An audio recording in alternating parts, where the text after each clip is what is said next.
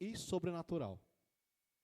Um culto racional e sobrenatural. Como a igreja deve cultuar ao Senhor, segundo a palavra de Deus. Porque, meus irmãos, conforme vai passando os anos, nós que estamos acostumados já a frequentar uma igreja, a estar em uma igreja, a ir em igrejas, a gente sempre vem e a gente se acostuma com como que as coisas funcionam. Então, eu chego na igreja, se eu chego mais cedo, eu tenho um momento de comunhão com os irmãos, a gente conversa um pouquinho, eu vejo que o pessoal está preparando ainda as coisas, tal. A igreja daqui a pouco começa a se encher, até que se inicia o culto. E como se inicia o culto? Às vezes vem um irmão, faz uma reflexão, uma oração, ou se não já inicia uma oração, depois vem um louvor. E aí tem toda a liturgia, que é toda a organização do culto. Louvor, palavra de oferta, palavra, apelo, e assim vai, etc. Então, todo culto tem a sua forma de ser feita. Nós nos acostumamos a vir para o culto, nos acostumamos do modo que ele é feito. Mas a gente acaba entrando, às vezes, em um automático. Só vem para o culto, sai do culto. Vem para o culto, sai do culto. Vai para a célula, sai da célula. E começa a se tornar, é um hábito saudável? Glória a Deus, é um hábito saudável. Mas não pode se tornar um hábito natural. Porque vir para o culto, ir para a célula, estar em comunhão com a igreja é sobrenatural. Digam glória a Deus. Então eu creio que todo domingo, ou até mesmo já no sábado, já que nosso culto é de manhã, no sábado já fica na sua cabeça, poxa, amanhã tem que acordar cedo. O meu domingo, eu tenho que acordar cedo. Tenho que acordar cedo, vou me preparar, o culto começa às 10, vou me preparar para chegar uns 10 minutos antes. Pegou? Código, a chave. Vou me preparar, chegar antecipadamente, chegar com calma, tranquilo, não brigar com o cachorro, com o gato, com a mulher, com as crianças, antes de sair que nem doido. Vai, tá atrasado que nem eu fiz hoje. Mas eu estava atrasado para chegar aqui 8h30, né? Eu me atraso para chegar um pouco antes. Irmãos, então a gente já se organiza, a gente já tem na nossa mente que, claro, quem tem o hábito, né? Se organiza já porque sabe que domingo tem um compromisso, amém? Acordamos em certo horário, nos arrumamos, vamos para o prédio da igreja para cultuar. Mas será que nós sabemos o que estamos fazendo e o porquê estamos fazendo o que nós fazemos aqui todo domingo? Qual é o motivo pelo qual você vai para a igreja? Será que é só porque se acostumou? Porque sabe que é o certo? No mínimo, né? É o certo. Você está entendendo o culto que você está prestando a Deus? Porque é um culto racional, é um culto com entendimento. Eu sei o que eu estou fazendo aqui. Eu não estou perdido dentro da igreja. Agora eu quero que você abra comigo em Romanos, no capítulo 12. Nós vamos ler esse capítulo inteiro. É uma passagem muito conhecida, mas eu quero trazer algo que Deus trouxe ao meu coração em Romanos 12. Nós sempre nos atemos muito a Romanos 12:2. Mas o versículo 1 é de extrema importância para termos a compreensão do versículo 2, 3, 4 e assim por diante. Então, em Romanos, no capítulo 12, a partir do versículo 1, pode abrir aí. Romanos, capítulo 12.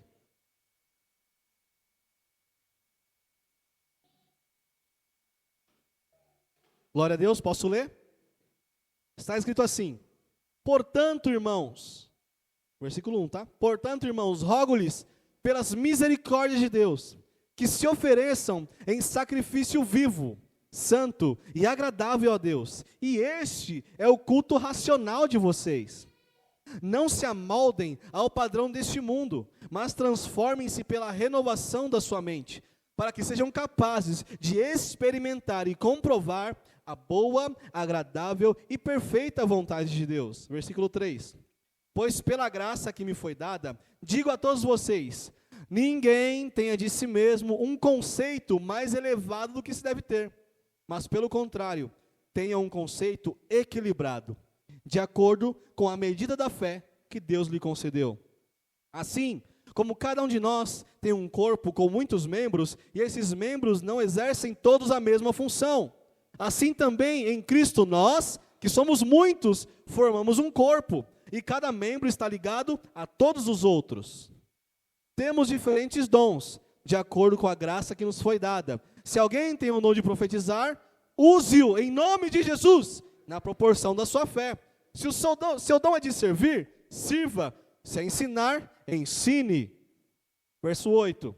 Se é dar ânimo, que assim faça. Se é contribuir, que contribua generosamente. Se é exercer liderança, que exerça com zelo. Se é mostrar misericórdia, que o faça com alegria. O amor deve ser sincero. Odeiem o que é mal. Apeguem-se ao que é bom. Dediquem-se uns aos outros com amor fraternal. Prefiram dar honra aos outros mais do que a si próprios. Nunca lhes falte o zelo. Sejam fervorosos no espírito. Sirvam ao Senhor. Alegrem-se na esperança. Sejam pacientes na tribulação. Perseverem na oração. Compartilhem o que vocês têm com os santos em suas necessidades. Pratiquem a hospitalidade. Abençoem aqueles que os perseguem. Abençoem e não os amaldiçoem. Versículo 15, já estou terminando. Alegrem-se com os que se alegram. Chorem com os que choram. Tenham uma mesma atitude uns para com os outros. Não sejam orgulhosos, mas estejam dispostos a associar-se a pessoas de posição inferior. Não sejam sábios aos seus próprios olhos. Não retribuam ninguém mal por mal. Procurem fazer o que é correto aos olhos de todos. Façam todo o possível para viver em paz com todos. Amados, nunca procurem vingar-se, mas deixem com Deus a ira, pois está escrito: minha é a vingança, eu retribuirei, diz o Senhor. Pelo contrário, se o seu inimigo tiver fome, dele de comer, se tiver sede, dele de beber. Fazendo isso, você amontoará brasas vivas sobre a cabeça dele. Versículo 21. Não se deixem vencer pelo mal, mas vençam o mal com bem. Glória a Deus. Passagem cumprida. Se você está atrasado na sua leitura bíblica, você lê um capítulo inteiro agora. E por que eu gosto de trazer o contexto inteiro, a passagem inteira? Porque nessa passagem, Paulo está ensinando a igreja a ser igreja. Nessa passagem aqui, ele não está falando para ímpio. Pô, ímpio não presta um culto racional. Ímpio tem que ser convidado para vir para o culto. Aqui ele está ensinando a igreja a ser igreja, ensinando o crente a ser crente. Como deve ser a igreja em sua essência. Durante essa palavra, a gente vai destrinchar um pouquinho em cada versículo, e eu vou explicar um pouco para vocês, para nós virmos aprendendo juntos, amém? E que isso fale ao seu coração, que a gente venha ter uma nova posição sobre os nossos cultos. Os nossos cultos serão transformados. Vai ter muita glória de Deus, muita presença de Deus cada vez mais. Não que não tenha, mas vai ter cada vez mais da liberdade do Espírito em nosso meio.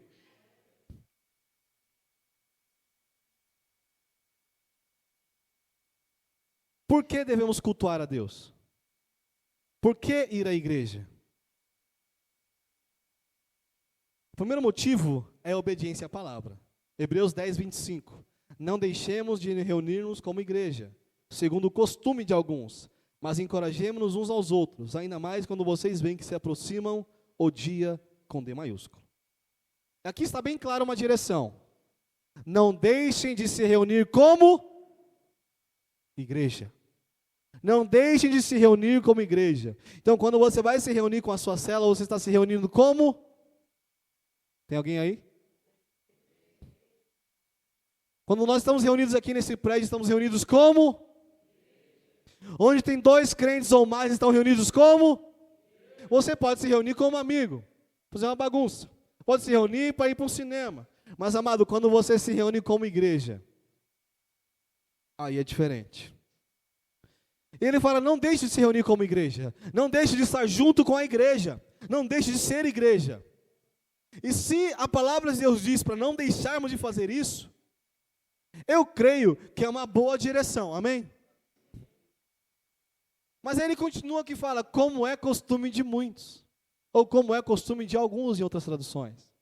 Porque alguns têm o costume de deixar de se reunir como igreja. E quando eu falo isso, eu não falo julgando as pessoas que faltam, ou que não vêm, ou que vêm de vez em nunca. A questão é que isso se torna um costume de não vir. Você está vindo sempre. Aí você faltou uma vez. Por alguma coisa aconteceu, e coisas acontecem. Muitas vezes, uma hora ou outra, alguém passou mal, é o trabalho que você tem que ir. Isso acontece. Ah, e não deu para ir. Aí no outro final de semana, pode ser que aconteça alguma coisa. E você não consiga vir. Amado, no terceiro final de semana, para você vir, vai ser uma luta mesmo não tendo acontecido nada. Porque vir para o culto é algo espiritual, não é algo natural. Vir para o culto não é a mesma coisa que você ir para o banco, não é a mesma coisa que você ir para a casa de outra pessoa, fazer qualquer outra coisa. Vir para o culto é espiritual. E quando nós deixamos o costume de vir para o culto, as coisas começam a ficar cada vez mais pesadas, sabe? Começa a ficar cada vez mais difícil. E pode perguntar para qualquer pessoa que parou de vir para o culto, como é difícil ela voltar a vir. Ou como é complicado ela conseguir estar.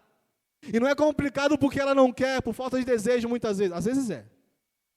Mas muitas vezes ela tem um desejo, ela quer estar, mas fica tão pesado sem o auxílio dos irmãos.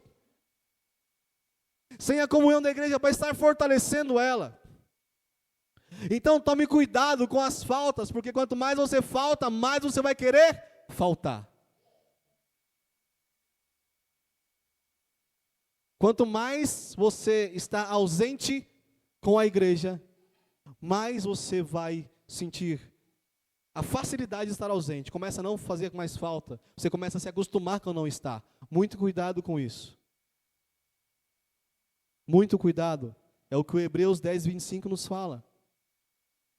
Mas ainda fala para a igreja, encorajemos uns aos outros a estar aqui. Encorajem o irmão que está do seu lado a estar presente. Encorajar não é ficar enchendo o saco dele. Ah, mas tá faltando, hein? Ah, meu, quero ver essa cara. Isso não é encorajar, isso é julgar. Encorajar é, você precisa de alguma coisa, irmão? Você está com dificuldade de vir porque precisa de uma carona? Está sem dinheiro para o Uber, para o ônibus, está longe para você, está com algum problema físico? O que você precisa? Encorajar e dar suporte para o irmão que não está vindo. Estão entendendo? Você entende que ser igreja é algo totalmente poderoso e espiritual. Foi nos dada a direção, não deixemos de reunir-nos como igreja, segundo o costume de alguns, mas encorajemos uns aos outros. Amém? Glória a Deus. Então, o primeiro motivo para você vir para a igreja é porque a palavra de Deus diz para você vir para a igreja. Mais claro que isso, só eu repetindo de novo. Segundo motivo para você vir para a igreja é porque aqui na igreja você está guardado, protegido, aqui você é edificado, aqui você é ensinado, aqui você é lapidado. Sim ou não? Glória a Deus. Em Atos, capítulo 2, versículo 41, se você também puder abrir comigo, Atos 2, 41.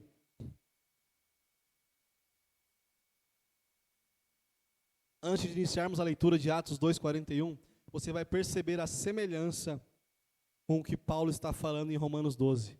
É incrível isso. Atos, capítulo 2, versículo 41. Aleluia. Vai abrindo aí. Atos dos Apóstolos, capítulo 2, verso 41, está escrito assim: os que aceitaram a mensagem e foram batizados, naquele dia houve um acréscimo de cerca de 3.000 pessoas. Eles se dedicavam ao ensino dos apóstolos e à comunhão, ao partir do pão e às orações. Todos estavam cheios de temor, e muitas maravilhas e sinais eram feitos pelos apóstolos. Todos os que criam mantinham-se unidos e tinham tudo em comum. Eles vendiam suas propriedades e bens e distribuíam cada um conforme a sua necessidade. Todos os dias continuavam a reunir-se no pátio do templo, partiam o pão em suas casas e junto participavam das refeições, com alegria e sinceridade de coração, louvando a Deus e tendo a simpatia de todo o povo. E o Senhor lhes acrescentava todos os dias os que iam sendo salvos. Glória a Deus. Aqui, em Romanos 12, o apóstolo Paulo está ensinando a igreja a ser igreja. Mas lá em Atos 2, 41, o Espírito Santo já está fazendo a igreja ser igreja. É que em algum momento ali a igreja meio que se perdeu. E aí o apóstolo Paulo vem aqui, olha, lembra lá em 2,41 como nós vivíamos? Temos que viver assim. Temos que voltar a ser assim, a comunhão, estar juntos, sabe, sendo generosos uns com os outros. É o que a gente acabou de ler em Romanos, nós acabamos de ler em Atos 2, só que Atos 2 era antes. Era algo espiritual acontecendo em meio ao povo. E aqui o apóstolo Paulo está ensinando a igreja de Romanos a como ser igreja. Romanos 12, Paulo descreveu o que acontecia em Atos 2. Provavelmente Paulo aprendeu o que é ser igreja em Atos 2. Porque alguns teólogos falam que essa menção aqui de Atos 2 é a primeira manifestação da igreja em si, o que é ser igreja. A reunião, a comunhão, os ensinos, encorajamentos, orações, louvores, milagres, generosidade, dons e tudo isso regado a muita humildade e amor entre os irmãos. Devemos ir à igreja porque primeiro é mandamento. Hebreus 10, 25. Não existem só os 10 mandamentos na Bíblia, meus irmãos. Segundo, porque é lugar dos filhos de Deus. Nós somos uma família, amém? É lugar dos membros do corpo, e nós somos o corpo de Cristo, onde Ele é o cabeça, amém? É o lugar de sermos ensinados, edificados, fortalecidos, amém? É o lugar onde podemos ter o privilégio de servir ao Senhor e aos nossos irmãos, glória a Deus. Tem muitos motivos para você vir à igreja, mas o principal é Jesus. E quando o seu motivo para vir à igreja é Jesus, qualquer outro motivo de não vir à igreja, ele se dilui, ele se vai. Quando alguém pergunta, por que você vai para a igreja?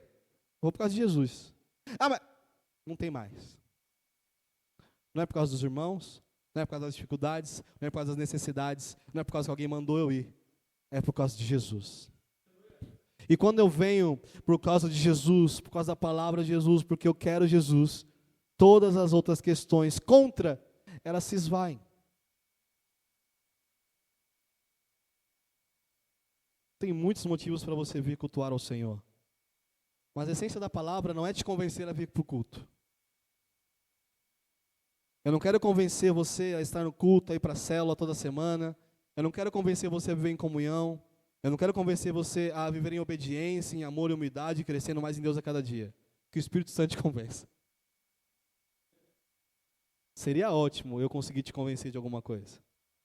Mas tomara que o Senhor, Ele possa vir sobre a sua vida em nome de Jesus, mudando opiniões, pensamentos, posicionamentos. A palavra de hoje não é sobre o porquê você tem que vir para o culto, mas é sobre a prática dele. Sobre o que nós estamos fazendo aqui agora. O que nós estamos fazendo aqui agora? Eu creio que você já entende a importância espiritual de estar no culto. Faltar no culto, faltar na célula, não estar em comunhão com a igreja é extremamente prejudicial à sua vida espiritual. Te coloca em grande risco. Há algum tempo atrás, Deus havia falado comigo, alguns anos atrás, Deus havia falado algo comigo, eu acabei nem escrevendo sobre isso, mas acho que foi algo para mim mesmo, e para as pessoas que estavam mais perto de mim, que era sobre suicídio espiritual. Suicídio espiritual. Quando você se mata espiritualmente. E uma das formas de você se matar espiritualmente é se isolar. Uma das formas de você se matar espiritualmente é deixar a comunhão.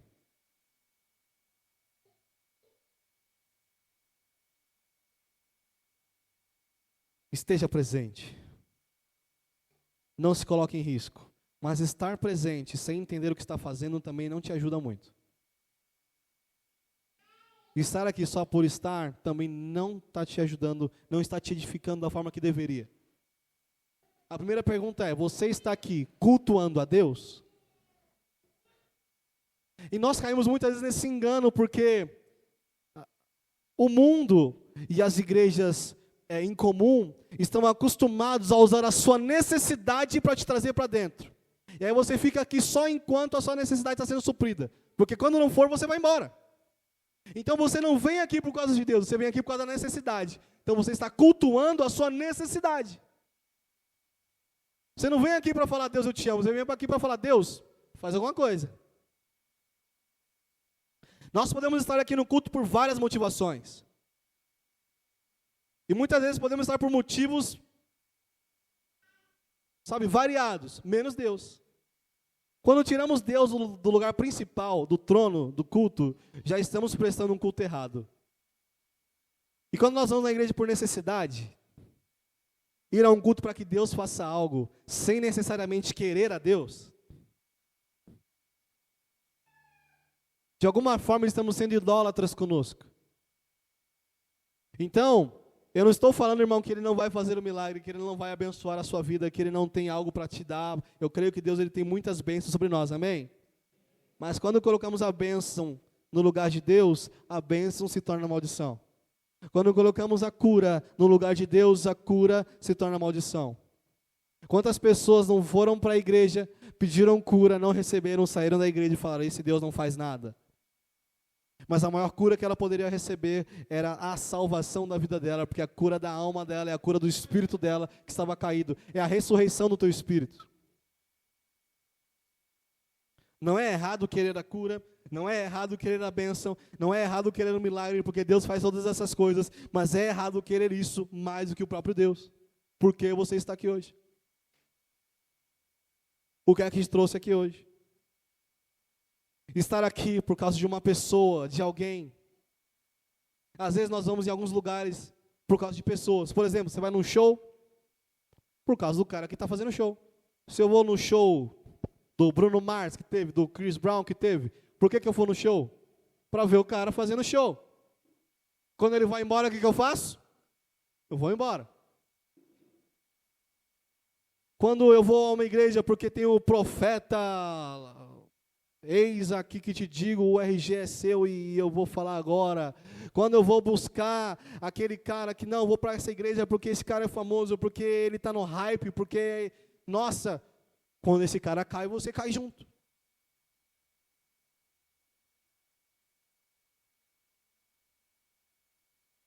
Não vá pelo pastor famoso, porque o nosso é famoso, viu?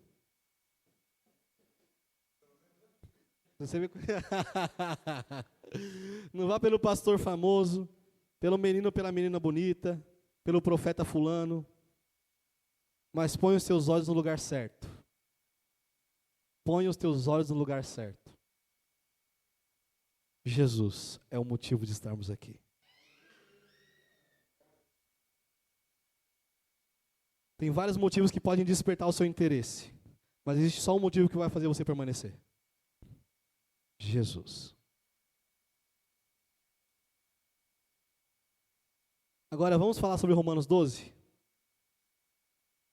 Romanos 12, 1. Está escrito, portanto, irmãos, rogo-lhes pelas misericórdias de Deus, que se ofereçam em sacrifício vivo, santo e agradável a Deus. Este é o culto racional de vocês. Então, quando você entra aqui nesse lugar para prestar um culto a Deus, você tem que saber a qual Deus você está adorando. Você sabe a qual Deus você está adorando? Você lê um pouquinho da Bíblia, pelo menos, para saber qual Deus você está adorando?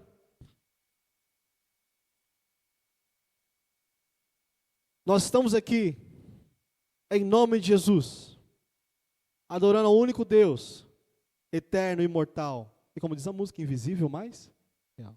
E a Ele ministramos o louvor.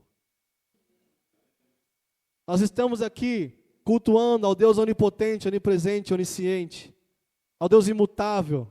Nós estamos aqui adorando e prestando um culto ao único Deus, ao Rei dos Reis, ao Senhor dos Senhores, aquele que era, que é e que há de vir, ao Alfa e o Ômega. Nós estamos prestando um culto a um Deus que entregou o seu Filho em favor de nós, para nos perdoar os nossos pecados.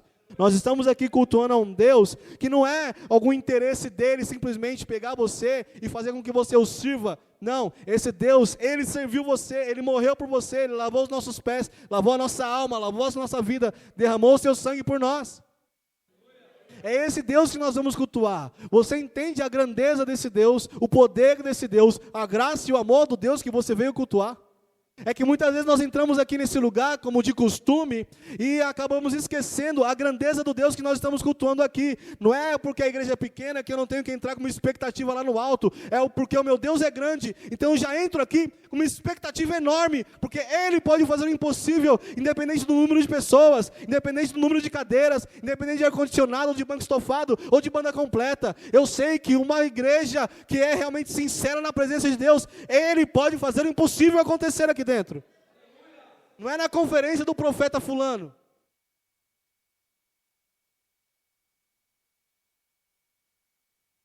Não é no culto da Power Igreja. É no culto da igreja que entendeu o Deus que ela veio cultuar. E se eu sei, e se eu entendo o Deus que eu venho cultuar, eu não entro aqui de qualquer forma. Eu não entro aqui com qualquer expectativa. Eu não entro aqui olhando os homens. Eu não entro aqui olhando as pessoas. Eu entro aqui amando as pessoas porque Deus me amou.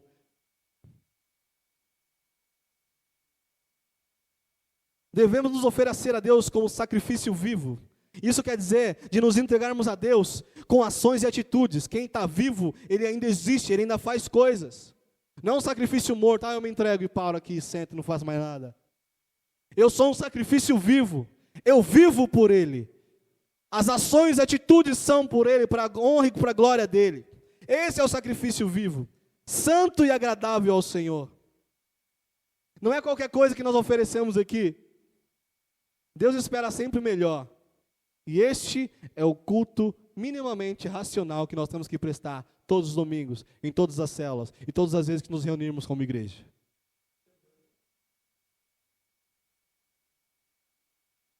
Aleluia, Espírito Santo. Como Tu és grandioso, Senhor. Aleluia, Espírito Santo. Romanos 12:2 diz assim: não se amoldem ao padrão deste mundo, mas transformem-se pela renovação da sua mente, para que sejam capazes de experimentar e comprovar a boa, agradável e perfeita vontade de Deus. Aqui o apóstolo Paulo fala sobre a igreja, que a igreja não é o padrão do mundo, que ser igreja não é como ser qualquer outra coisa no mundo, é tudo diferente aqui. E nós precisamos ser transformados no nosso modo de pensar, precisamos ser transformados pela renovação da mente, sabe, pela renovação da palavra que nos transforma. E a gente sempre fala essa palavra aqui, né, que é metanoia, que é realmente a mudança de mente, a mudança de comportamento, é quando você entende a realidade espiritual das coisas. Arrependimento, mudança de conduta. A igreja sempre deve estar aberta ao arrependimento e à transformação pelo Espírito Santo, para que somente assim nós sejamos capazes de experimentar a boa, agradável e perfeita vontade de Deus. Romanos 12:3 diz assim: pois pela graça que me foi dada eu digo a todos vocês, ninguém tenha de si mesmo um conceito mais elevado do que se deve ter. Aqui nós somos chamados à humildade, a olhar para si mesmo e entender que nós não devemos elevar a nossa vida ou os nossos status acima de qualquer outra pessoa que está ao nosso lado. Aqui ele nos exorta a sermos equilibrados em nosso ego, a ter controle sobre o que vemos em nós mesmos. Ele não fala para você olhar para o outro irmão, ele fala, não tenha a visão de si mesmo mais elevada. Seja humilde. Não é sobre título, não é sobre condição financeira. É sobre você olhar para si, olhar para o pessoal ao seu lado e entender, estamos aqui juntos, reunidos e somos um. Não existe eu sou mais, eu sou menos, eu sou aquilo outro, eu tenho mais autoridade, eu tenho menos autoridade. Não. Olhe para si mesmo e que em nome de Jesus você se enxergue a mesma estatura de cada irmão que está nesse lugar. Agora eu quero pular, depois eu volto. Nós estamos em Romanos 12:3.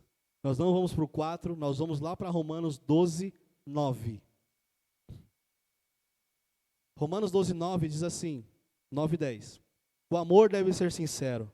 Odeiem o que é mal. Apeguem-se ao que é bom. Dediquem-se uns aos outros com amor fraternal. Prefiram dar honra aos outros mais do que a si próprios.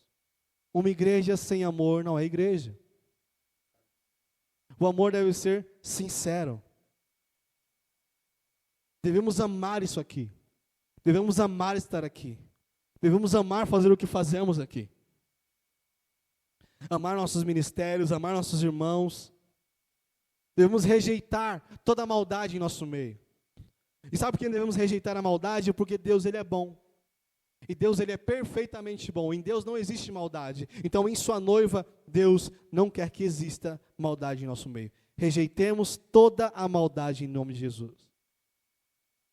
E devemos nos apegar àquilo que é bom. E ter atitudes boas. Dedicar-se uns aos outros com amor fraterno. Se dedicar ao nosso irmão. que eu acho muito legal é que quando nós estamos aqui ensaiando para fazer o louvor, nós estamos aqui para sermos os bonitões e gravarmos CD. Nós estamos aqui nos dedicando para que todos tenham um culto maravilhoso.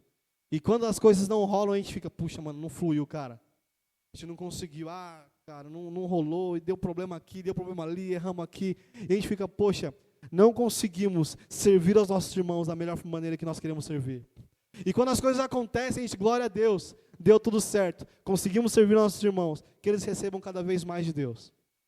Quando vamos ministrar a palavra, nós estamos aqui servindo, sabe? Nós estamos aqui realmente honrando, nós estamos aqui com amor fraterno, dedicando-se a cada um de vocês. Quando o seu líder vai fazer célula, ele está se dedicando a você. E quando ele te fala para você fazer alguma coisa na célula, ele está te ensinando a se dedicar ao outro. Dediquem-se uns aos outros. Amem uns aos outros. Isso é ser igreja.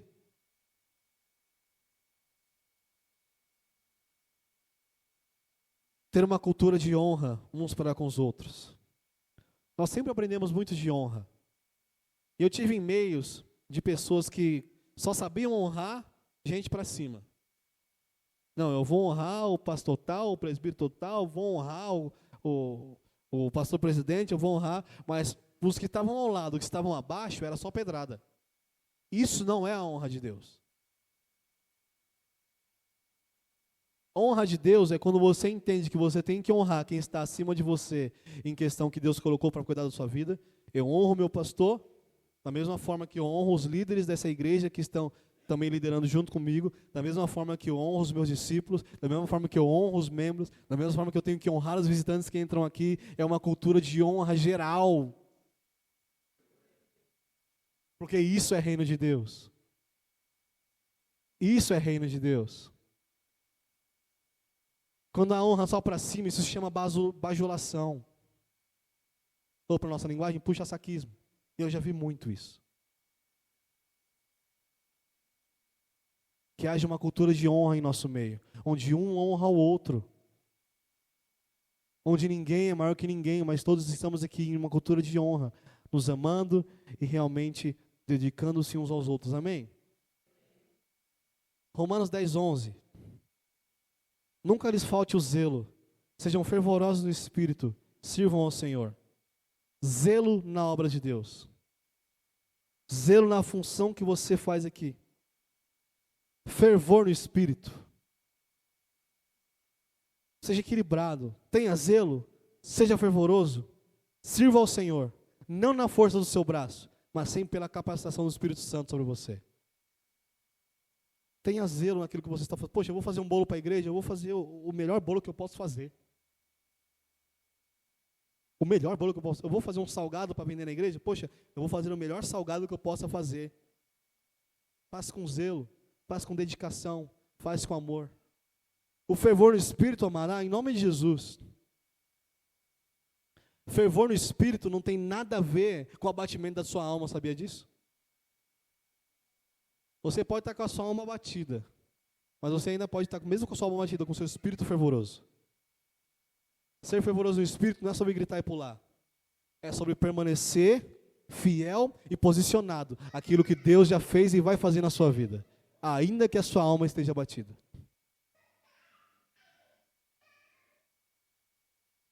Romanos 12:12 diz assim: alegrem-se na esperança, sejam pacientes na tribulação, perseverem na oração. A nossa alegria está naquilo que ainda não chegou, está na esperança. A nossa esperança é Cristo, amém? Se alegre nisso. Se alegre naquilo que Ele te prometeu, se alegre naquilo que Ele te falou, se alegre em Cristo. Nós vamos passar por tribulações, mas que sejamos pacientes nela, porque nós passaremos, e a frase já fala, passaremos. Nós não permaneceremos em tribulação, nós passaremos por ela, mas nós permaneceremos em Cristo. Nele nós permanecemos, pelas tribulações nós passamos. Seja paciente na tribulação.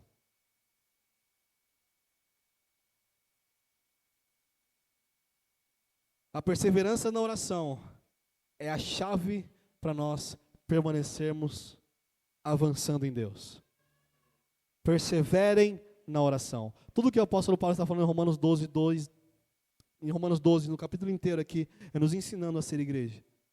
Alegrem-se na esperança, sejam pacientes na tribulação, perseverem na oração. Romanos 12, 13 diz assim: compartilhem o que vocês têm com os santos em suas necessidades, pratiquem a hospitalidade. Por que que toda a igreja tem um momento de oferta? E por que que as pessoas, né, vou até mudar o jeito que eu falei, porque eu falei no jeito crentez, né? Vou falar do jeito que as pessoas do mundo falam. Por que em toda a igreja tem um momento de pedir dinheiro? Esse é o jeito que as pessoas do mundo falam. Por que em toda a igreja o pessoal pede dinheiro? Ninguém aqui está pedindo dinheiro para ninguém, irmão. Em todas as pregações que nós fazemos aqui, nós nunca pedimos dinheiro. Nunca. Tem igrejas que pedem? Sim. Mas nós aqui nunca pedimos dinheiro. Nós ensinamos princípio. Nós ensinamos princípio. Generosidade. Partilhar o que você tem. Princípio de oferta é generosidade. Princípio de dízimo é fidelidade. Princípio de primícia é honra. Todo baseado na palavra de Deus. Nada inventado para ter o seu dinheiro para nós.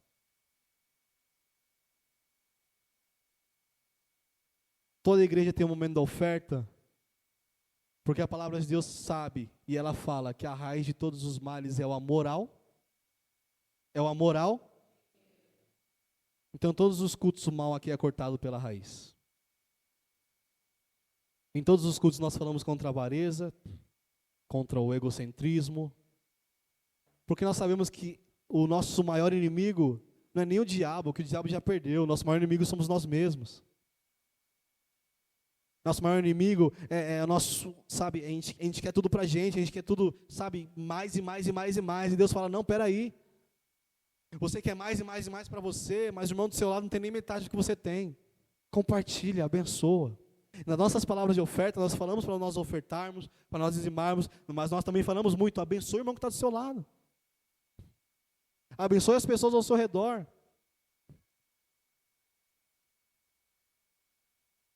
Generosidade faz parte do nosso culto a Deus.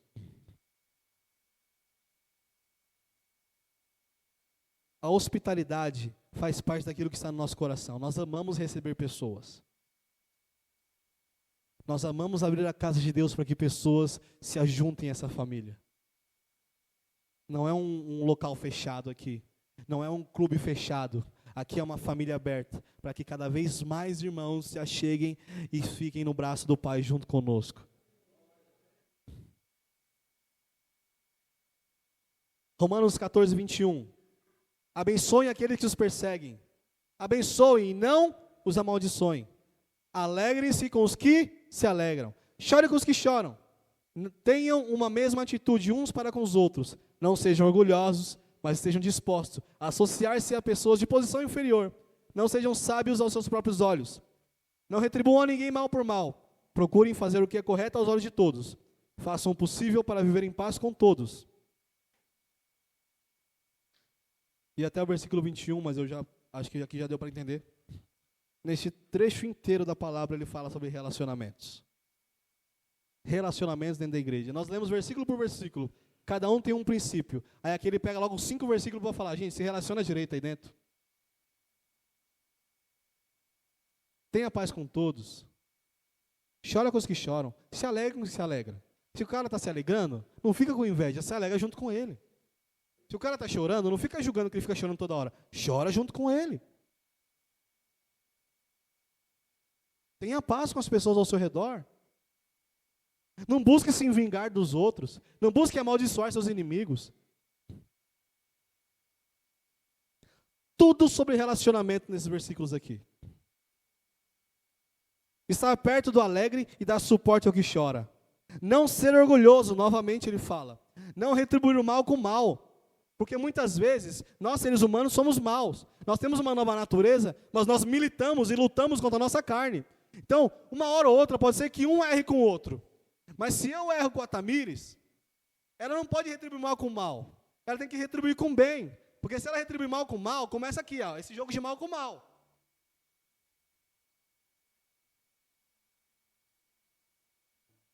Se a Mari erra comigo, eu retribuo ela com bem, sabe o que acontece? Cura. Sabe o que acontece? Nós fechamos a porta na cara do diabo, e ele não destrói a igreja, e ele não divide a igreja. Mas se ela faz o mal para mim, porque ela está num dia mal, alguma coisa aconteceu, pode ter acontecido, eu não entendo. Mas ela fez mal para mim, ela fala, agora ela vai pagar. Eu vou fazer o mal para ela também. E aí, ao invés de eu ajudá-la, ela já não estava num dia legal, eu estou piorando a situação dela. E o que eu estou recebendo em troca? A piora da minha situação espiritual também. Porque eu estava bem até receber o mal. Eu estava tranquilo até receber o mal. E aí eu recebi o mal. Um exemplo, tá, Mário? Você nunca fez mal para mim, não, tá tudo bem, tá? Eu estava bem, aí eu recebi o mal da Mari e fiquei mal. Aí eu falei, sabe uma coisa, agora eu vou fazer o mal com ela. Aí meu coração já começou a ficar duro. E aí é uma brecha, já abriu uma porta para o diabo entrar no meio da igreja e começar a dividir. Porque um começa a retribuir mal com mal. E aqui a gente já começa agora a ter dois times, o que está do lado da Mari e os que estão do meu lado. E aí os que estão do meu lado começam a me defender aqui. E os que estão do lado dela começam a defender ela lá. E aí eles falam mal de mim lá, e os que estão comigo falam mal dela aqui. Isso se torna divisão na igreja. Isso é demoníaco. Se alguém fez mal para você, retribua com bem. Quem é o seu Deus?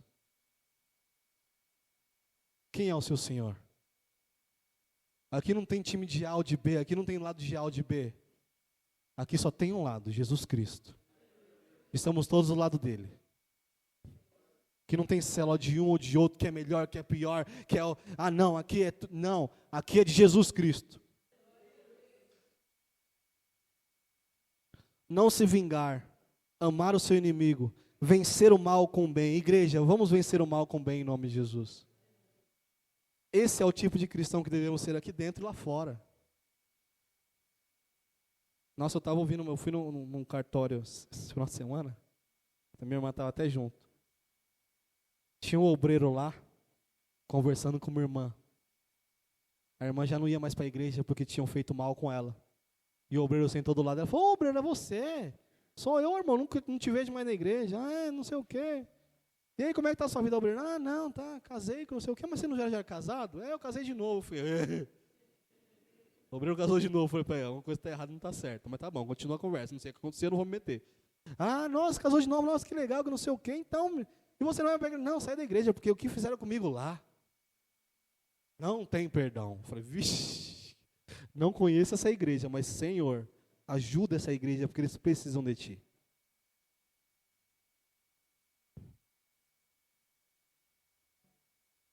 Vou falar que nem alguns jovens falavam, não seja.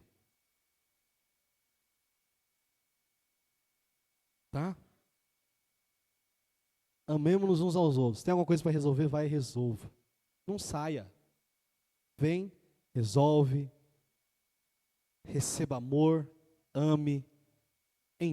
Diga em nome de Jesus. Que sejamos igreja. Como é que Deus vai receber um culto de uma igreja dividida? Fala para mim.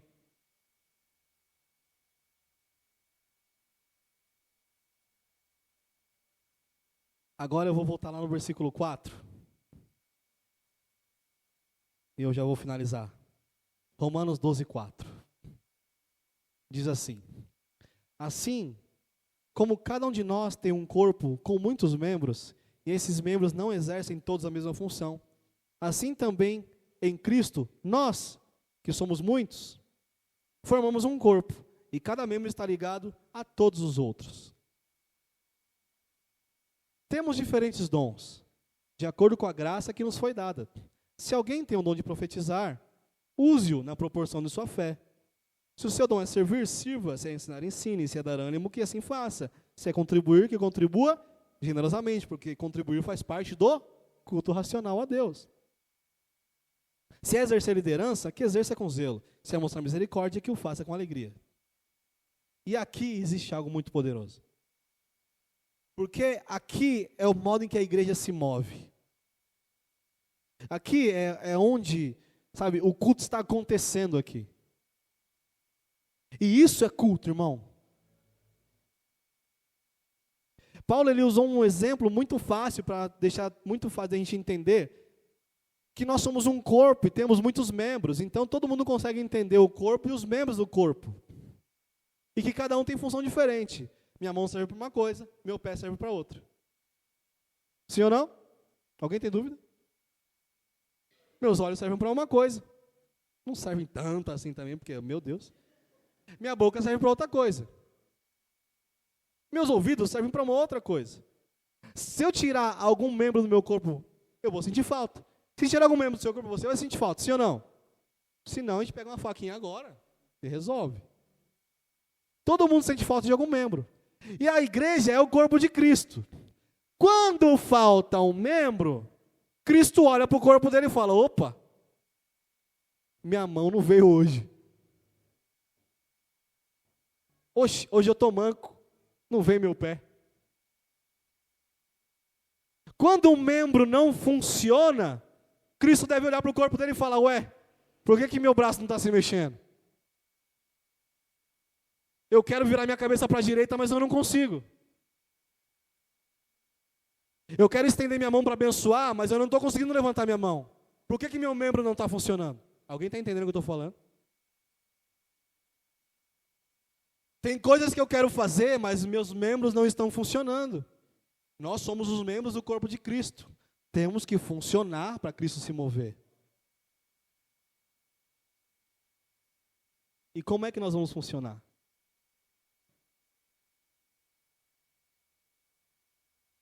No versículo 6 fala de algo que nós ouvimos um pouco ontem do nosso pastor. Quem não veio ontem perdeu. Foram 12 horas poderosas. E muito mover de Deus nesse lugar. E ele falou um pouco sobre os dons espirituais. E amados, uma igreja que não flui em dons tem um culto incompleto. Em todos os momentos que você vai ver da Bíblia falando sobre igreja, desde Atos que fala dos milagres, aqui que fala sobre os dons espirituais, em todos os momentos ele fala do fluir dos dons espirituais. O apóstolo Paulo, sempre quando vai ensinar sobre igreja, ele fala sobre a organização do culto, ele fala dos momentos em que as pessoas fluem nos dons espirituais. Um culto sem o mover dos dons espirituais, sem o fluir dos dons espirituais, é um culto incompleto. Onde Deus, ele é, deixa eu usar a palavra certa, onde Deus, ele não é impedido, porque Deus não é impedido de fazer nada. Limitado, essa é a palavra. Te amo, meu pastor. Você é fera. Você realmente. Deus, ele é limitado em nosso culto. Nosso culto é muito bom, irmãos. Eu amo o nosso culto. Sinto muito a presença de Deus, muito fluir de Deus. Mas se nós fluirmos nos dons espirituais, você vai ver o que é realmente ter um culto bom aqui. E quando nós falamos sobre dons espirituais, sobre o fluir de Deus, o que está na nossa mente cristã e religiosa é que nós esperamos sempre os líderes fazerem alguma coisa. E isso é uma mentalidade clerical. Alguém sabe o que é clericalismo? Todos nós temos dons. Todos nós temos o Espírito Santo. Todos nós, recebemos de Deus os dons espirituais. Só que a nossa mentalidade clerical faz com que a gente espere só dos líderes fazerem alguma coisa. E o que é uma mentalidade clerical? Clero era uma classe religiosa que surgiu com a Igreja Católica na Idade Média, que esses religiosos, eles tinham tudo para si, ou seja, somente eles tinham acesso à Bíblia, somente eles tinham acesso ao estudo, e Deus falava somente através dele. Se Deus usasse a Edi para falar com a Edna, está fora da igreja, está expulsa, porque Deus só vai falar através do pastor, do diácono, Isso é uma mente clerical. Mas entenda que isso é um conceito que está, entronizado e enraizado na nossa mente, por quê? A gente espera que o pastor venha impor as mãos. Isso é uma mente clerical, porque não é só ele que tem que impor as mãos, não, irmão. Deus chamou você para impor as mãos. Nós não estamos aqui reservando o fluir e o poder de Deus só para nós, não. Estudar a palavra não é só para o pastor, não é só para quem prega. Todos vocês podem estudar a palavra. Tem acesso à palavra, tem acesso a Deus, tem acesso ao poder de Deus. Deus fala com vocês e através de vocês também. Então, quando nós entendermos que ser igreja não é apenas o pregador aqui falar da palavra ou entregar algum mistério, alguma coisa, mas é quando a irmã que está sentada do seu lado fala assim, olha, acho que Deus tem uma palavra para você, eu quero, ministrar no seu coração agora. E o irmão que está desse lado aqui fala, olha, eu posso orar por você também. E a igreja começa a se mover, como a igreja deve se mover. Os membros começam a funcionar. E aí Deus não fica mais limitado apenas a usar 2, 3 pessoas, mas a igreja se move no sobrenatural. E isso é um culto racional e sobrenatural que nós devemos prestar aqui. Então se coloque à disposição de Deus para ser usado, irmão. Você não está aqui apenas para ouvir, você também está aqui para falar.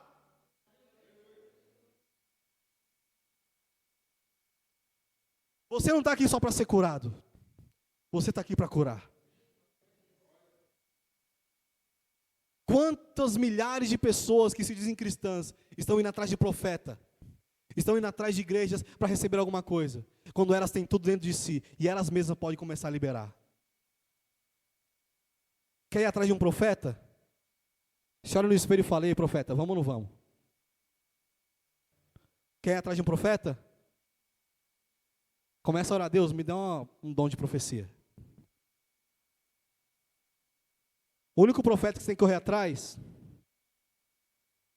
é o profeta que é em você. Existem dons em você. Eu sei que cada pessoa aqui tem um dom, um ou mais, tem pessoas que têm mais de um dom, e elas vão fluir nesses dons. Mas entenda que você tem o Espírito Santo em você, que tem todos os dons. Você tem os seus específicos, que você vai fluir com mais naturalidade, mas você pode fluir em qualquer dom, se Deus quiser assim usar você.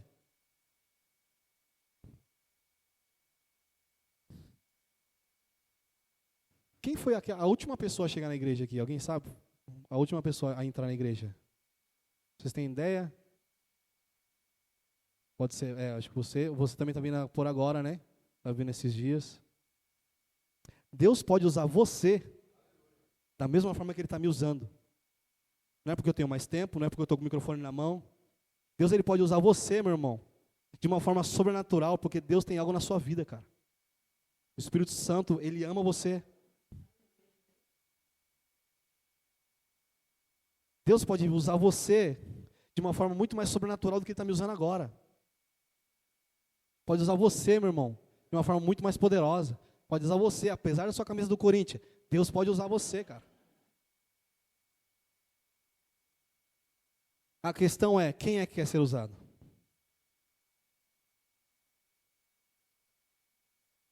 Quem é que se disponibiliza a ser usado? Se você quer continuar apenas a vir aqui receber alguma coisa, da mesma forma que as outras religiões fazem, dessa forma clerical que a gente acabou de falar aqui, tudo bem. Tudo bem. Está perdendo muito, mas tudo bem. Mas, irmão, se coloque de pé em nome de Jesus.